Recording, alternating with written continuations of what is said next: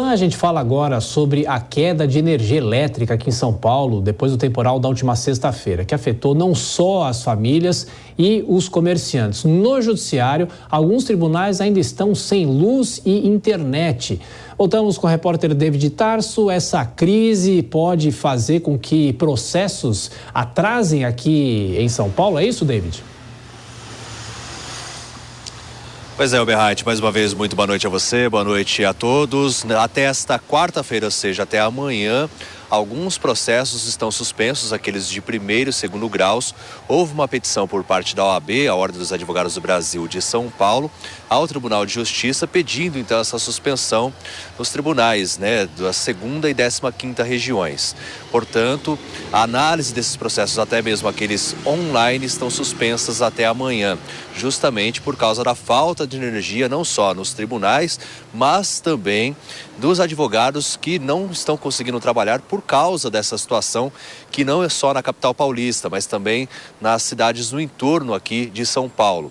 A Letícia Miyamoto ainda há pouco trouxe a informação que existem alguns lugares ainda que continuam sem energia aqui na capital paulista, está tendo até mesmo protesto, Protestos estão sendo realizados e essa situação então também, por bem, o tribunal achou pertinente suspender os processos de primeiro e segundo grau, a análise deles. Ô, David, e a prefeitura falou, por acaso, sobre a possibilidade de ampliar esse processo de enterramento de fios aqui em São Paulo para amenizar os impactos de uma chuva, como dá até para ver atrás aí onde você está, nessa rua que você está, os postes que são verdadeiros emaranhados de fios, né? Pois é, com imagens de Ademir Salandim, ele que separou esse local aqui pra gente, para exemplificar bem qual é a situação na maior parte da cidade, em grandes partes da cidade de São Paulo, que tem essa situação de emaranhados de fio.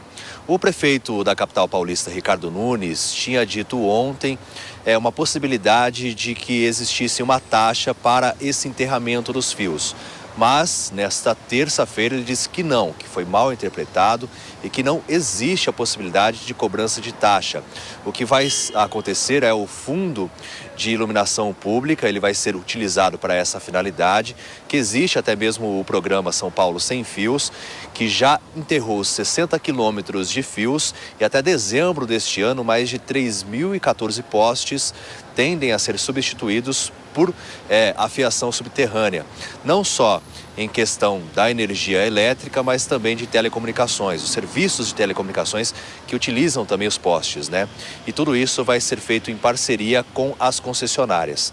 Então não haverá cobrança por parte da prefeitura, segundo o próprio prefeito Ricardo Nunes, uma taxa extra, até mesmo seria uma taxa voluntária, ele chegou a cogitar, mas segundo ele não. A fala foi mal interpretada e não existirá essa taxa, portanto, Tiago. Pois é, esse é um desafio enorme aqui de São Paulo. David Tarso com as informações. Laura Kramer, como é aí no Rio? Eu conheço, claro, o Rio de Janeiro e a gente sabe que aí tem postes do mesmo jeito, mas será que a situação aí é tão complicada quanto São Paulo? E o prefeito cogitar essa possibilidade de taxa em meio a uma pré-campanha eleitoral, isso é muito ruim politicamente, né? Olha só, bom, primeiro a situação aqui do Rio. Eu estava lendo esse assunto hoje, procurei me informar e parece que o Rio tem proporcionalmente uma quantidade de fios enterrados maior do que São Paulo. Aqui são 11%, São Paulo 3%, acho que é mais ou menos isso. De qualquer forma, é um emaranhado, você vê toda hora, eu vivo até caminhando, fotografando, porque tem esse emaranhado e dá esse problema, tá? Aqui na minha rua, que é mega arborizada, tem várias árvores, vira e mexe, cai a energia, internet e tal, por causa disso. A taxa, menino, tinha hora pior para o prefeito falar, que não seja taxa, que seja contribuição, falar em cobrança, ora bolas, o poder público está devedor da população numa altura dessa, com ainda, eu estava ouvindo aqui, 100 mil pessoas ainda sem luz,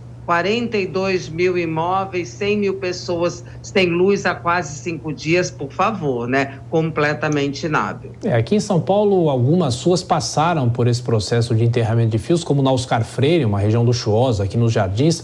Agora, Vilela, a gente lembrava, inclusive, que a ex-prefeita Marta Suplicy, que não conseguiu a reeleição no início dos anos 2000, ela criou a taxa do lixo, a taxa da luz, o que José Serra, na sequência, acabou desfazendo. Isso é impopular para qualquer político, né?